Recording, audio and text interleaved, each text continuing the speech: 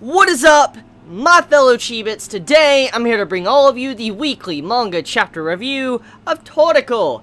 So, Toriko is out way earlier than it normally is. Usually, you have to wait until late Thursday afternoon until we get the chapter and, translate it. But it's been out for a couple hours now. It's been out rather early, way earlier than normal.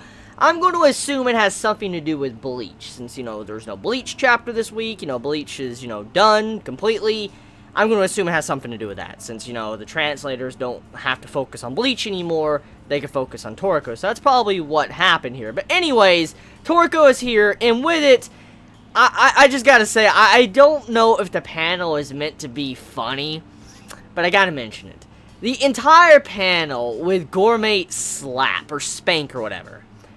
That panel was so fucking funny because Acacia straight up spanked the planet. It's like, spank. I'm like, did he just bitch slap the planet? Did Acacia just bitch slap the entire planet with Gourmet Spank? Like, that just happened. I like, that legit just happened. So, yeah.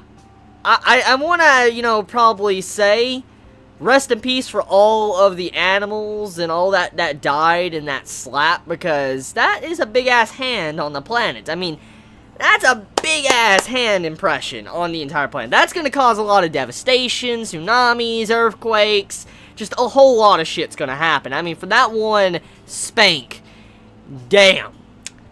I want to bet he wiped out many different species with that freaking spank to the planet. But yeah, pretty much a bitch slap. The planet got bitch slapped in this chapter of Toriko. But getting off of that, though, let's talk about what happened in this chapter in terms of the plot and story. So there is something very confusing about this chapter, which I'm just going to be point blank and up front with all of you.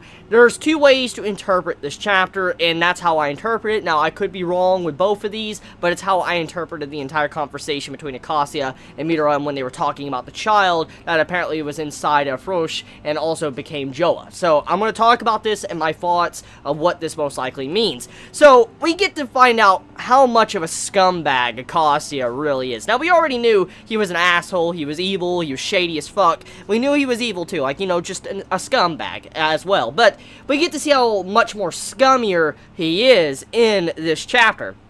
This man, straight up, he came home with hickeys and lipstick all over him while his wife was there. And he made his wife cook him something, and she would cook him the best meal that he ever wanted, while he came home with hickeys and lipstick all over him. Pretty much he was out there, with other women, and cheating on his wife. And so when you think about it like that, you're like, holy fuck, this man is an asshole. He straight up just told Midora, like, yeah, you know what I used to do for her? I mean, look, she wasn't inconvenient at all. I used to come home with hickeys and lipstick all over me, going out with a bunch of women, and, she would cook me a very good meal and all that, and, it'd be no problem at all. I'm like, yeah, that's what I used to do, and he smiled. He smiled like an asshole. The smile that Acacia had in that scene was just an asshole smile. Like, you just straight up wanted to punch that man at that moment, because the way he smiled is just a smile only an asshole would do after saying something like that.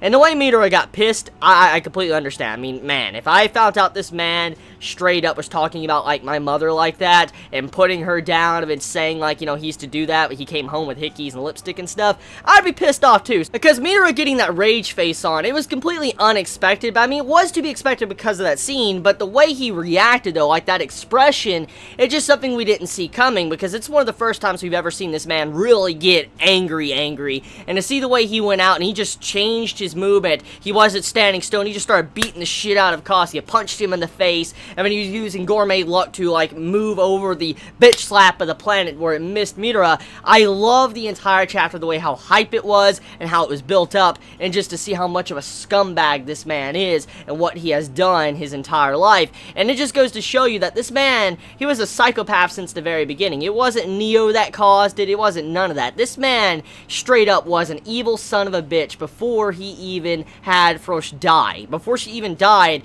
Frosh already knew most likely how much of a scumbag and how evil he was before her life was completely over. So when you take a moment to think about that, you're like, damn, that's pretty fucked up. She actually probably knew what type of person person he really was all along. So, let's talk about the children.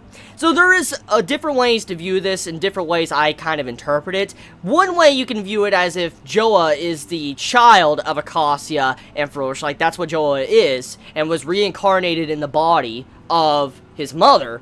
Or you could say that Star and Toriko, they are the child or the children of Acacia / Frosh. That's exactly who they are. Their parents are those two. So I'm willing to bet that's what this, chapter is trying to hint at. Either A, Joa is the reincarnation of Frosh, or you have it to where the children of Acacia and them is Toriko and Star. And then Frosh is still like the reincarnation of Joa and been brought back and stuff in a different way, or an actual child as well. Whatever the case may be, though, thanks to this is a question that arises. How did the children survive? We know that Joa was brought back thanks to the cure water, and that's like most likely how Joa survived. Came back from the cure water. But another thing too is, how did Toriko and Star survive? Did Frosh like put them in stasis or something for a very long time to keep them alive? And I mean, that might have been what happened. I mean, there's a lot of questions I have about that. But I mean, overall though, there's a lot of mysteries around whoever the child of Frosh and Acacia is. Like, is it Joa? Is it Toriko and Star? Is it all three of them? There's a lot of questions here. But overall, the chapter was very hyped, set up a lot of things, and just made Acacia such a scumbag. I can't wait to see what happens next. Let me know your thoughts in the comments below. You all have a wonderful day or night wherever you live. Please be safe. Chibi out.